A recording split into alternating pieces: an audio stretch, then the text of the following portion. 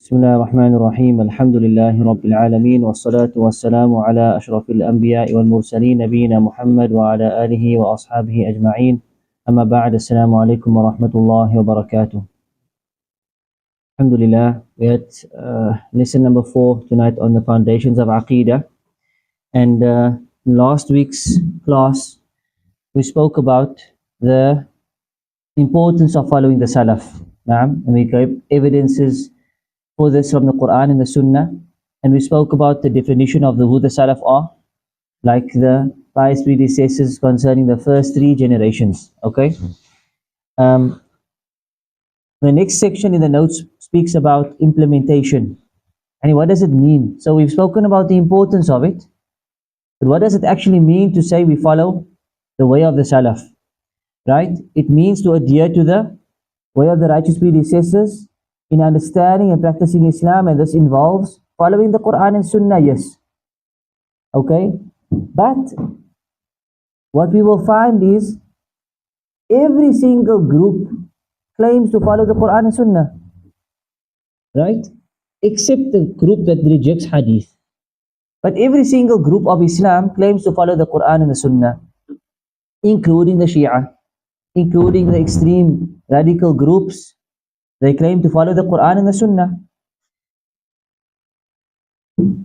What sets this methodology apart is that we follow the Quran and Sunnah, yes, but there's an additional condition to this. And that condition is that we will follow the Quran and Sunnah according to the way it was understood by the Salaf. The way it was understood by the Salaf. So it's not just about Quran and Sunnah, it's about understanding it according to the correct understanding, and not with a modern day interpretation or not with an innovated interpretation. Understand? So the key here is the way it's understood. And it's true, every group does follow the Quran and Sunnah. If somebody doesn't follow the Quran and Sunnah, then they're not technically Muslim. Yes? So they do follow the Quran and Sunnah. The problem is in the way that they do this, in the way that they understand it, in the way that they act according to it. This is where the problem lies. And this is where the difference comes in between every other sect and the group of Ahl Sunnah wal Jama'ah, the group of the Salafiyah group. That is, that they strictly restrict themselves to understanding it the way it was understood by the Sahaba, number 1, and then the Imams of the Tabi'een and the Imams of those who followed them. Shaykh al-Islam Ibn Taymiyyah, he said, you should know that the distinguishing sign of Ahlul Bid'ah, all groups of innovation, is abandoning the following of the Salaf. That's their distinct sign, that they will go to interpretations that are not found in the early generations. They will go to interpretations and tafsir and ta'wilat, which means interpretations that are, like we said, maybe modern day, okay, many years later, and are maybe based upon ilmul kalam, which is that, what's the word? Not philosophy, it's slightly different to philosophy, but it's principles that have been derived from the Greek philosophers. And for this reason, he said, Imam Ahmad rahimahullah stated in his treatise narrated by Abdus ibn Malik, that the foundations of the Sunnah with us are to hold fast to that which the companions of the Prophet of Allah sallallahu alaihi wasallam were upon. The foundation of the Sunnah with us is what? Is to hold on to what the Sahaba were upon. That's what Imam Ahmad rahimahullah ta'ala, he said.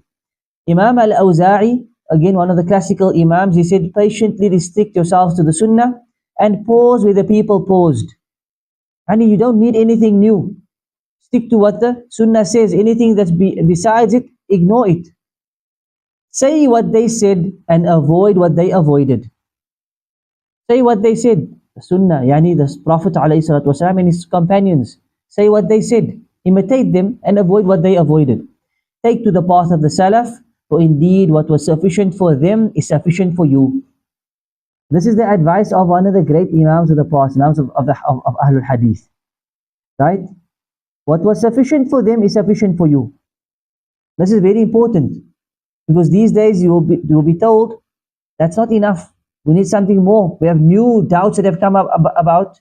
We need to delve into new arguments. We need to go into new sources of law. But that which the Salaf addressed was only for their time. only addresses certain issues, and the rest of the issues today, we have different issues. We have new issues. So we have to go to other sources of law. This is where the problem comes in.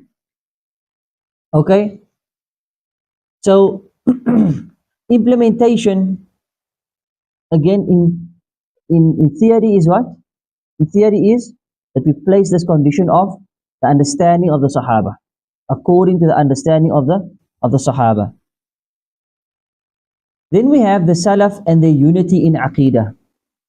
The Salaf and their unity in Aqeedah. Question, especially if you haven't read the notes, did the Salaf differ in matters of Aqeedah or not?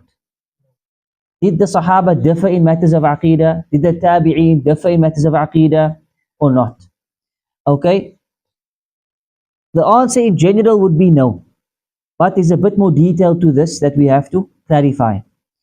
So firstly, the Salaf had a unified understanding of the core issues of belief. The Aqeedah was built on the Quran and Sunnah and consensus of the Sahaba. On the main core issues, they never differed. They never differed. You take the 6 pillars of Iman, they never differed.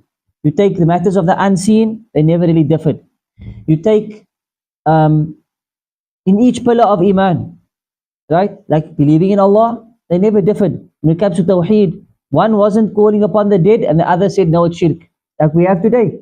People are differing in matters of Tawheed. One group is saying to worship other than Allah the dead is shirk.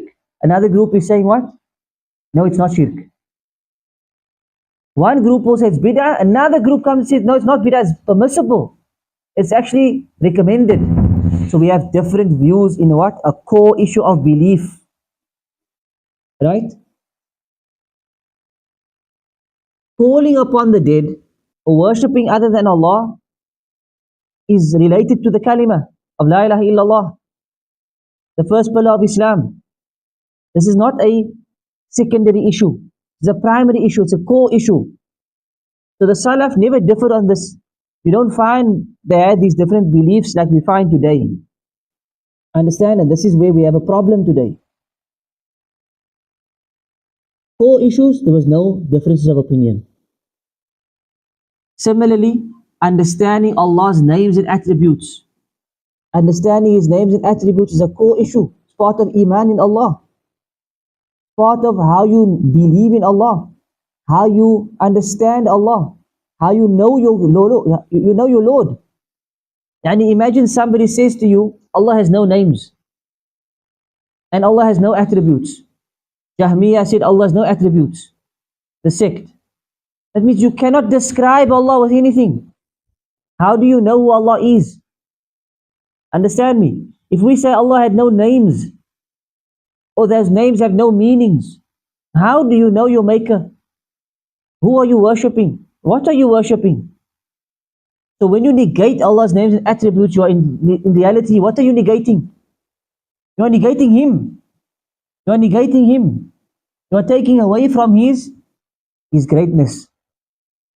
How are you going to love something that you know nothing about? You don't know Him. You know nothing about His names, nothing about His attributes. You cannot describe Allah to anyone. How are you going to love Him? How are you going to worship Him? How are you going to fear Him? It's a core issue. It's not a side issue. It's a primary issue. Alhamdulillah, the Salaf never differed on this issue. The Sahaba never differed on these issues. These differences of opinions came later on. That's what we have to clarify. So they never differed on fundamentals such as the attributes of Allah, on Qadr, Allah's decree. They were in agreement on these issues. Rulings on people or leadership issues, right? They would obviously, if they did differ, they would come together, have a discussion, sort it out and move forward. We mean, like leadership here, we mean the Khilafah. For example, the Sahaba didn't differ on who the Khalifa should be. Like, should it be Abu Bakr or Umar or Ali or Uthman? Who should have been first? The Shia came along and said what? Ali was supposed to be the Khalifa. Abu Bakr stole it from him. And then Umar kept it away. And Uthman, and then it came to him. Ahl-e-Sunnah, the Sahaba never differed on this. It's not like, oh, there are difference of opinion amongst them, and eventually Abu Bakr got chosen. They had an agreement amongst each other. All of them agreed, Ali included. that who? Abu Bakr will be our leader. Abu Bakr, after the demise of Rasulullah sallallahu alaihi wasallam, Abu Bakr will be the leader. And then Umar. No difference of opinion. Right? On these issues, they all agreed. Ibn Taymiyyah rahimahullah ta'ala, he said, the Sahaba radiallahu anhum never fought over any principle from the principles of Islam. They did not differ in the fundamentals of Islam, not about the attributes of Allah, qadr, rulings on individuals, or leadership issues. They were in agreement on these issues. Right? Our teacher, Shaykh Abdul Muhsin Al-Abbad, who is the Muhaddith of Medina, he was asked this question, did the Sahaba differ in matters of Aqeedah? He said this, the differing that is found amongst the Sahaba are in furu' issues. Furu' means your subsidiary issues, your secondary issues. Right? However, there's nothing found in the usul, the fundamentals, the foundations. There was no differing on these issues. If there were, he says, if they did differ, then what would differentiate Ahlul Sunnah from Ahlul Bidah? And that means everybody should just differ, because even the Sahaba differed. Right? There would be no difference between Ahlul Sunnah and Ahlul Bidah. Tayyib. So, if we said now that they did differ in matters of furu'i matters, what does that mean? Any ideas? Any ideas? What does that mean? We said now that in the fundamentals, the core issues, they did not differ. They had agreement. But now somebody comes to you and says to you, I find a difference of opinion between Ibn Abbas and Aisha radiallahu anhum. Right? That means the Sahaba did differ. And hence when we differ today, it's the same thing.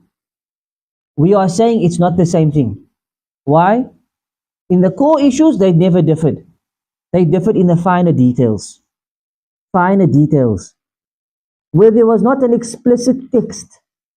You with me? There was no explicit text, Quran or Sunnah, that stated. So they maybe understood it slightly differently. But in reality, the Aqeedah was one. And we will look at some examples and you will see that the effect of these differences are minor. Whereas today, the people who are trying to justify these differences, how Aqeedah differs with them in core issues, fundamentals. You know, like one is saying shirk and other one is saying not shirk. But that's a huge, the effect of that statement is major. You with me? So we look at an example. An example is the nature of the punishment in the grave. Now, do we believe in Adhab al-Qabr, punishment in the grave? We do. Did the Sahaba differ on this? They never. Mu'tazila came along, the sect, the rationalists, and they said, we don't accept punishment in the grave. Those ahadith, we don't accept those ahadith. Because in our minds, why does Allah have to punish you twice? Allah's going to punish you where? In Jahannam. Why would He have to punish you in the grave? That doesn't make sense to me. So khalas, I don't accept what? Adhab al-Qabr. This is not this difference of opinion we say is what? Is we don't accept that. Your view is batil. It's not accepted. It's not entertained. That's a bid'ah and nobody should follow you in this, and we will warn against this viewpoint. Because it goes against clear text. So many ahadith speaking about what? Adhab al-Qabr. Right? Tayyib. But what did the Sahaba or the Salaf differ on? They said we believe in Adhab al-Qabr. But what's going to be punished? Is it the body? Or is it the ruh? Or is it both? Where will the punishment descend? Is it the ruh or the body? Now this is what? This is why we're saying this is not a core issue. It's a finer detail here. This is going a bit deeper into the issue. Where exactly is that punishment going to fall? Is the punishment going to be on the body or the ruh? But what effect does this difference have? It doesn't change our Aqeedah really.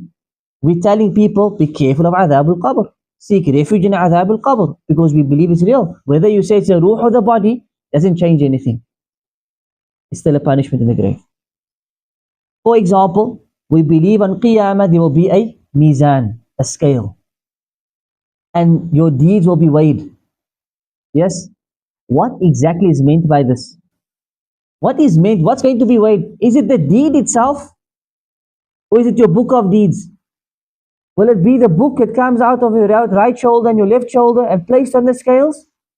Or will it be your actual deeds placed on the scales? Or what about the person himself? Some scholars said that the person will be put on a scale, and like this, his deeds will be weighed. Again, these are finer details. It doesn't really affect our beliefs. You could argue that, okay, it's a matter of Aqeedah, it's not a fiqh issue, but in reality, it's a secondary issue. It's a finer detail issue, but it's not a core issue of belief. It's not like they came and said, we don't believe in the weighing of the deeds. We don't believe in the scale. The paradise in which Adam alayhi salam lived, was it Jannah, the Jannah of eternity? Or was it a special garden on earth? Understand? Because how did they get to this argument? If you think about it, you think, well, Iblis was kicked out of Jannah, right? Because he refused to prostrate to Adam. But yet he came and he whispered to Adam. How did he get into Jannah? You get my point? So the scholars started to think, maybe that Jannah is a different Jannah. Maybe it wasn't Jannah like we know it, maybe it was a different, something different. Ala kulli hal, these discussions, if there's no text there, this is just what we call ijtihad. It's a ra'i, this is a scholar going into his personal opinion. At the end of the day, if you differ on that, at least you did not differ on what the core issue, which is Adam alayhi salam is real.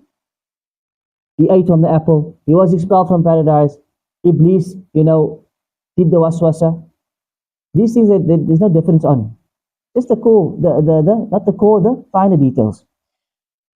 And then there's the famous example, which is, did the Prophet sallallahu alaihi wasallam see Allah with his eyes or with his heart, or what did he see when he did the Mi'raj? When he did the Mi'raj, Isra and Mi'raj, he went up into the heavens. He reached a point where even Jibril could not go. Jibril said, this is the point I cannot go beyond, and he went above. And he spoke to Allah. We know this, the story. He was given the salah, etc. However, we find one narration in Sahih Hadith. Aisha radiallahu anha is asked, did he see Allah? When he went all that way, did he see Allah? Aisha said, whoever says he saw Allah has lied. Whoever said he saw Allah lied. La tudrikuhu al-absar. Because the Quran says, no eyes can capture Allah in this life, in this hayah. We know in paradise, Allah will be seen, as per the ahadith. Allah will be seen. But in this dunya, in this life, nobody sees Allah. La tudrikuhu al-absar. You cannot see Allah, the Quran says. So Aisha says, whoever says he saw Allah, lied. Ibn Abbas said, he saw Allah. In one narration he said, he saw Allah with his heart, not with his eyes. So is this khilaf or not?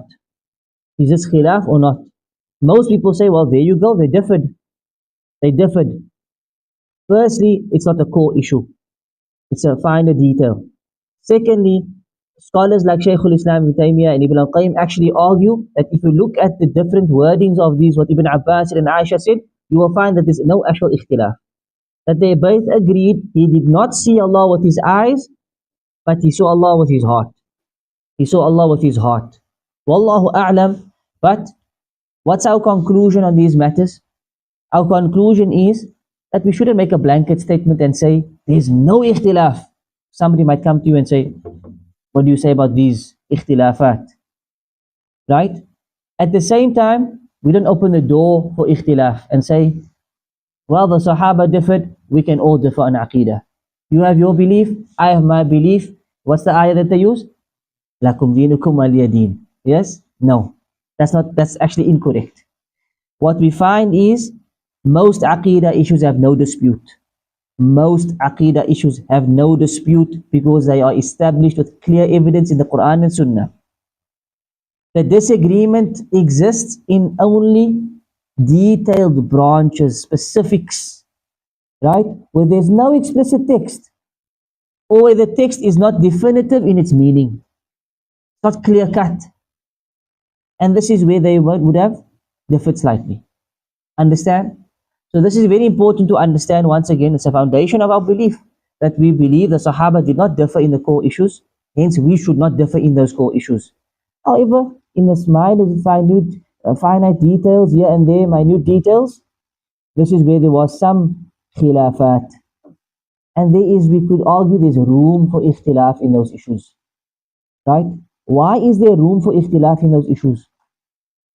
Why would I say, what does this mean if I say there's room for ikhtilaf? What does that mean?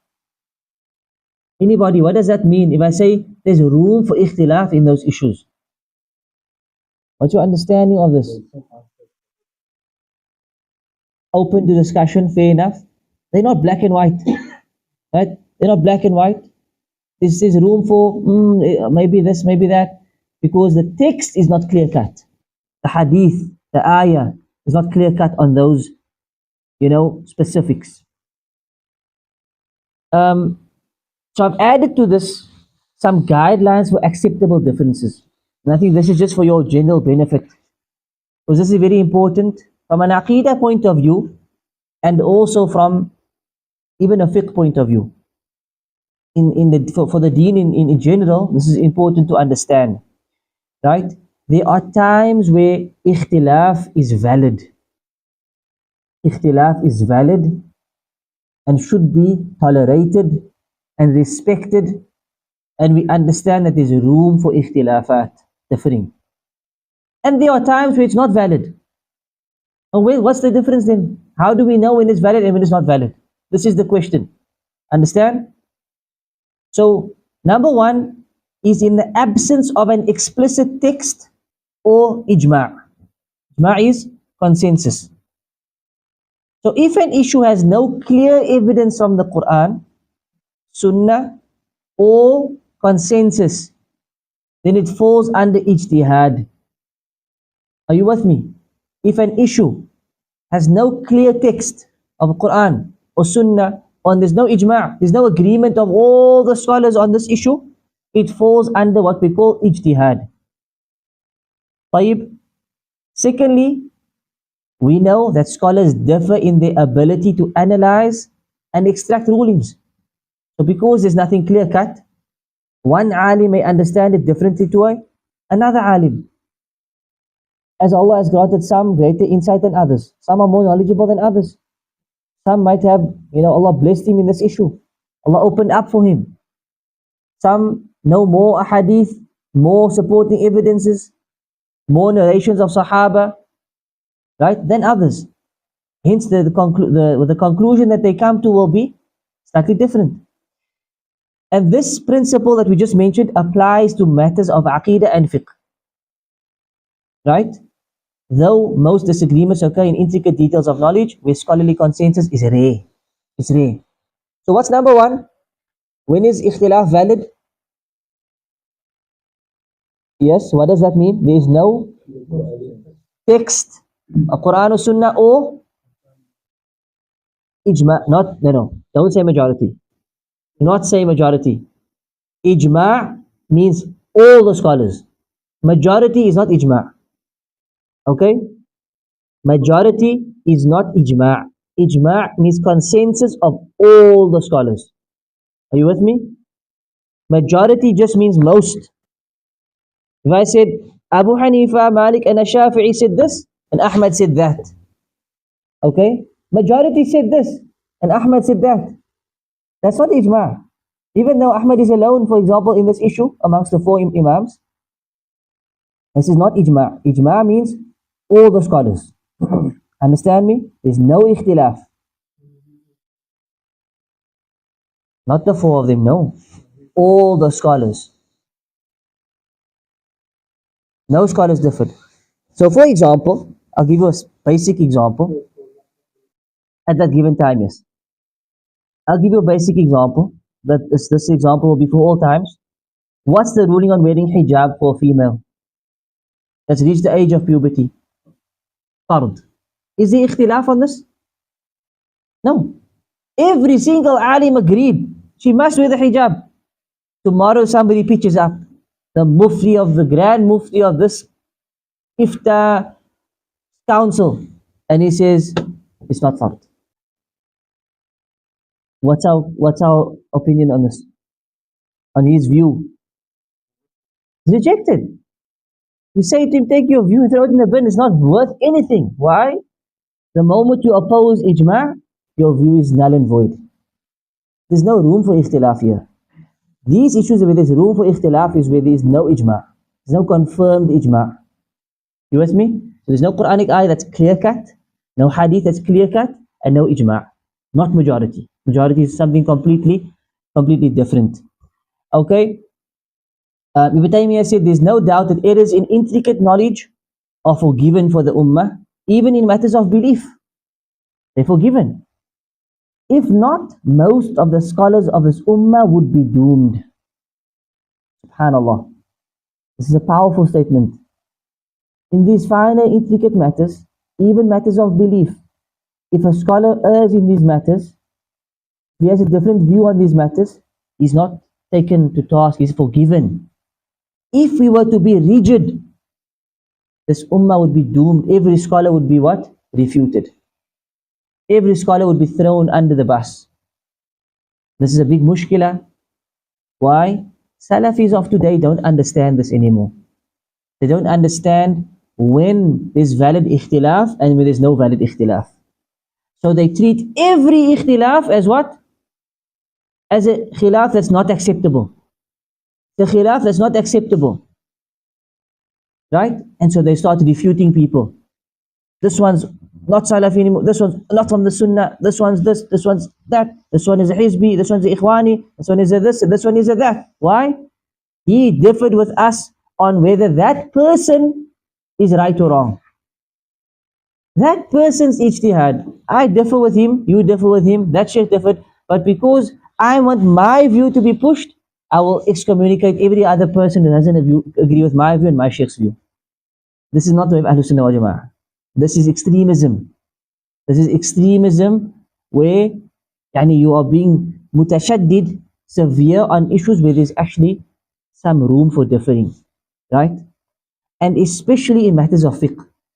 Especially in matters of fiqh, where they will come down hard on a person because the person didn't put his hands on his chest in the salah, or the person did not go down on his hands first in the salah, or the person believes you can pray 20 raka'at of taraweeh. He says praying 20 raka'ats, no problem. As is the view of the vast majority of the scholars of the ummah.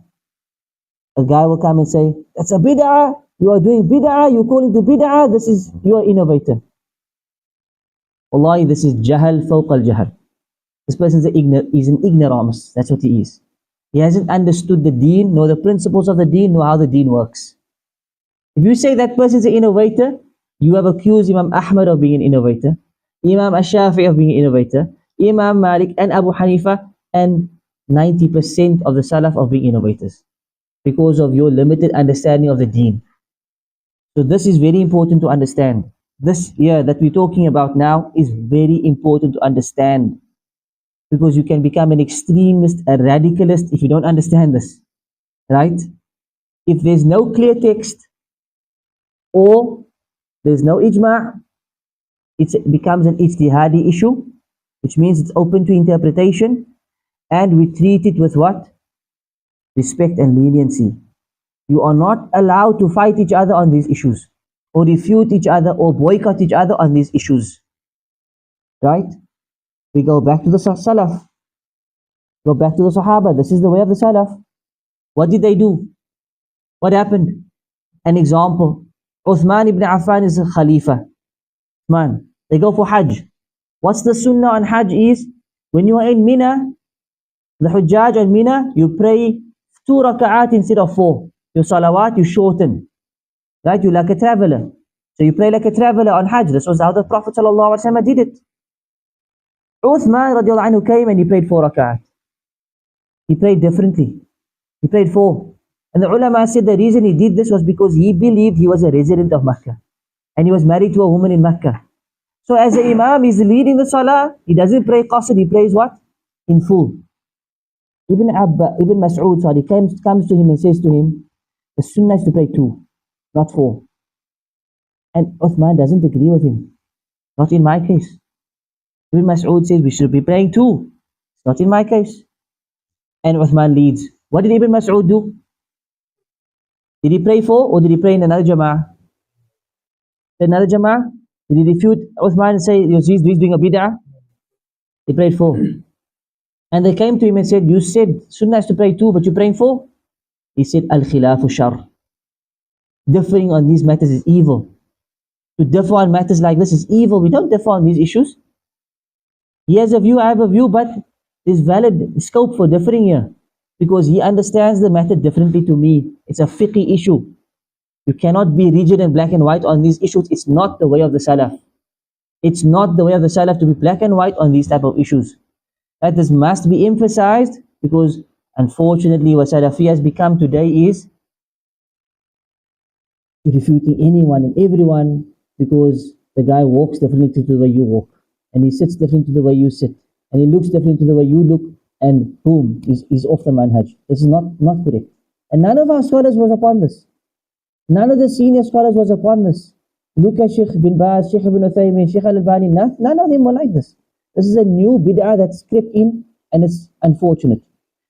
Number two is, it is presence of a valid text, but the meaning is not explicit. Maybe you have a hadith, it's authentic, right? But it's not clear cut. Meaning, we both accept the hadith, but we might understand it differently.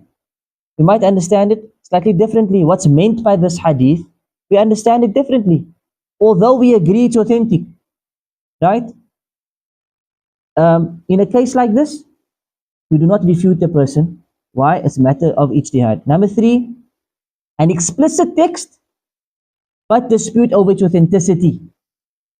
Right? One Imam says it's sahih, and another one says it's da'if. Understand? Simple example. There's a hadith that says the Prophet ﷺ put his right hand over his left hand and placed it on his chest in the salah. He put his hand on his chest. Most of the Ahl hadith say this hadith is valid. So what do they say? Sunnah is to put your hands on your chest. Right? Somebody comes and he puts his hand below his chest. And you say to him, brother, the hadith. He says, look, I agree with the hadith. I know the hadith, but the hadith is da'if. The mashayikh that I follow said the hadith is da'if. Imam Ahmad, he said it's da'if. He will quote you classical scholars like Imam Ahmad ibn Hanbal, like Abu Dawood and At-Tirmidhi, classical scholars of hadith who did not accept this hadith. They never accepted this hadith of putting the hands on the chest. If you come out and you are hardcore on these issues, you are attacking those imams as well. Understand me? You have to understand there's a dispute here. You believe hands on the chest is sunnah, follow it. He is following a different view. It is a valid difference of opinion. Do not fight on these issues. Right? So that's very important to understand. In those cases, we have valid ikhtilafat. If there's nothing else, and if the text is clear cut, it's authentic, or there's ijma', then you have to follow the view. You shouldn't come with a new view. Then the other view should be refuted. Then you can be a bit more strict. As we said, when it comes to Allah's names and attributes, for example, when it comes to calling upon the dead, for example, these core issues of belief, the Salaf never differ on these issues. The texts are clear cut on these issues. The statements of Sahaba are clear cut. For someone to still come and differ, this is not a case where there's a valid difference of opinion.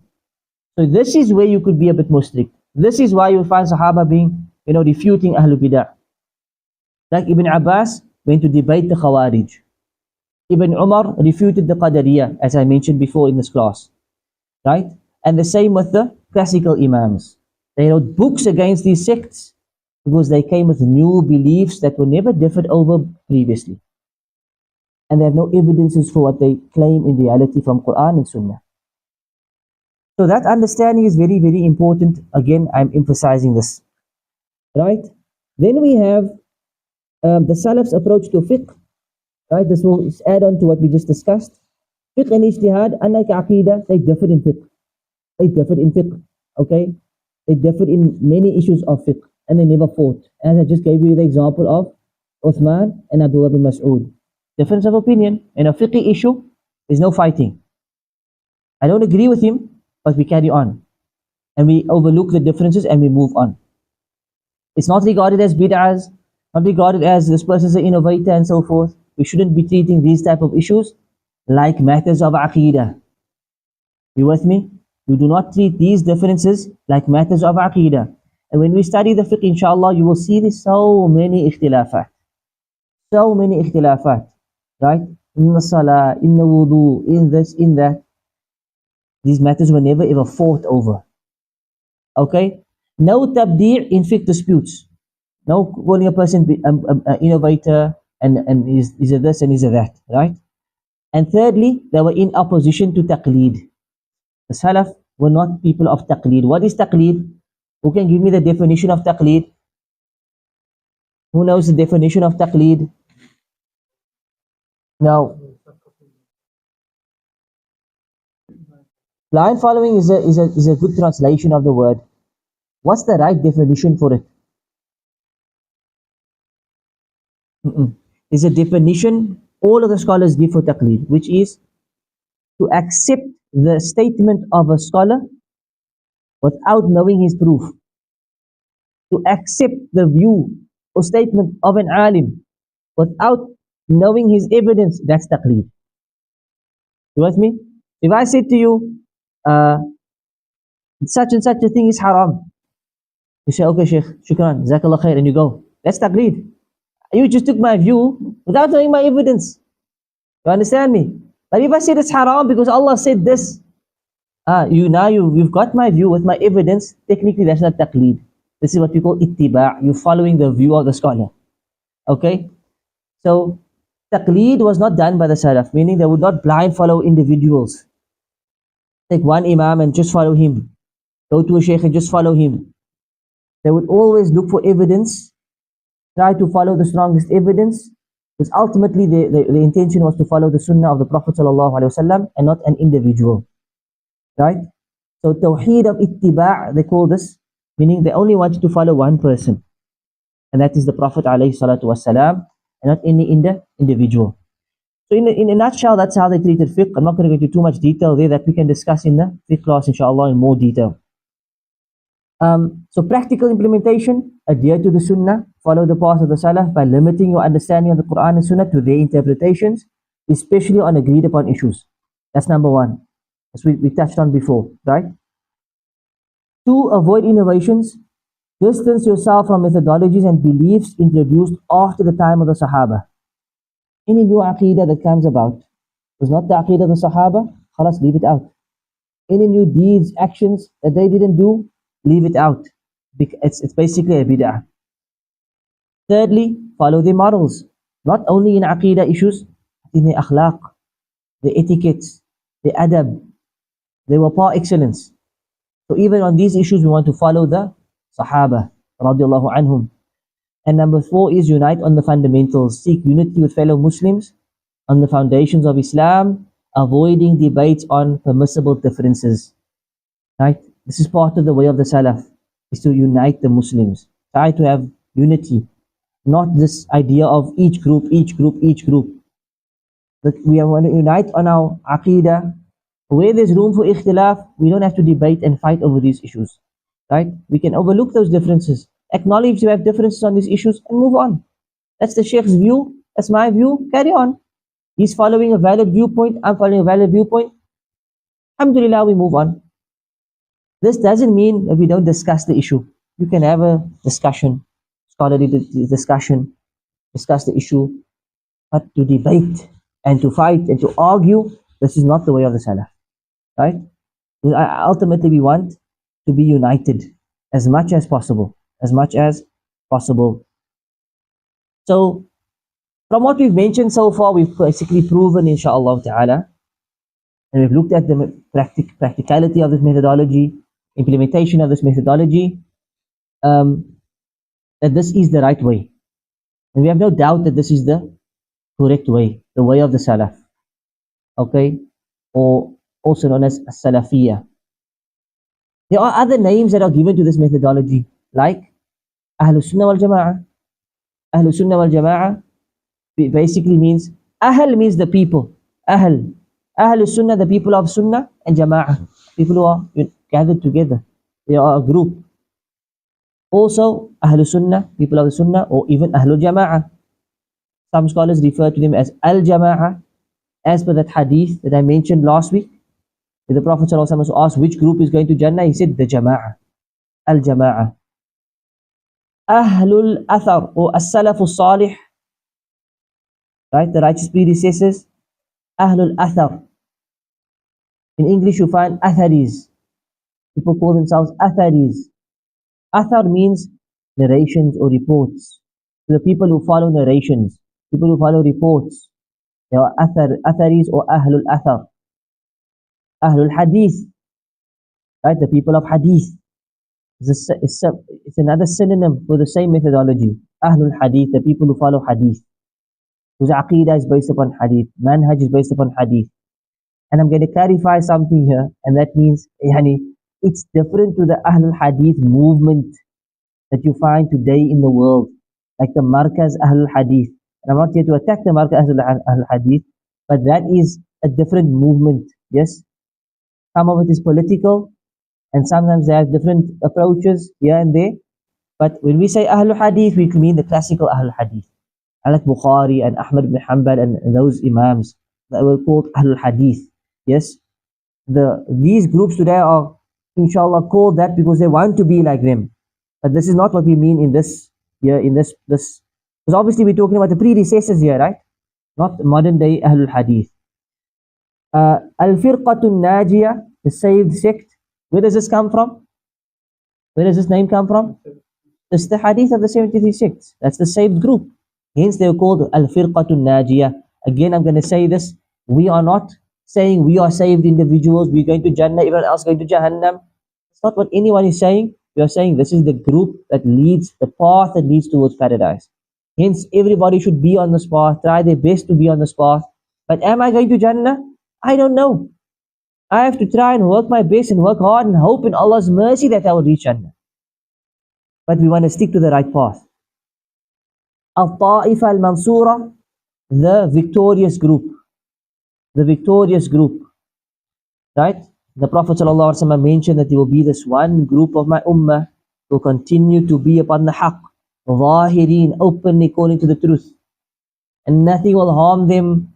Right? لا يضرهم من خذلهم. Those who deceive them or try to betray them will never harm them. حتى يأتي وعد الله, until the promise of Allah comes. This group will always be victorious. This is the group of Ahlul Sunnah. And Ahlul Ittiba', the people of adherence or the people who follow. طيب. And then of course after this period came the deviant groups. After the Sahaba came the deviant groups, which I think we touched on, like the Khawarij and the Murji'ah, Qadariyah, the Jahmiyah, also the Shia.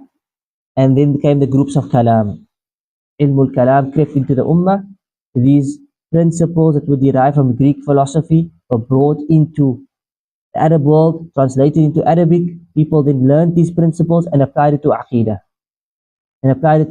So the Aqeedah became governed by these rules and these principles, philosophies. Understand? And not the Quran and Sunnah. Literally, the Quran and Sunnah was put aside as a secondary source. And they would go to, to these sorts of principles. And the Salaf and the great scholars refuted Ahlul Kalam, the people of Kalam, and these notions of Ilmul Kalam. They refuted, they wrote books against it. They spoke out against it. All four Imams of the Madhahib were against it. Right? Imam Ash-Shafi'i rahimahullah, he said, my ruling in regards to the people who follow Ilmul Kalam is that they should be brought out in public. In society, they should be brought out publicly and they should be lashed publicly. And it should be announced publicly that these are the people who left the Quran and the Sunnah. These are the people who left the Quran and Sunnah, they went into Kalam. If you look at the modern day Shafi'is, they are all upon Ilmul Kalam. All of them. Well, let's not say all, but most. Most of them are followers of Ilmul Kalam. They are Ash'aris and Maturidis and so forth. SubhanAllah, yet their Imam was of the most severe of people upon the people of Ilmul Kalam. Why is this the case?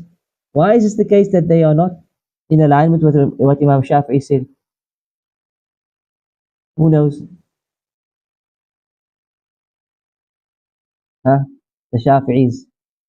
Why is it that the Malikis are not in alignment with us? The Hanafis of today?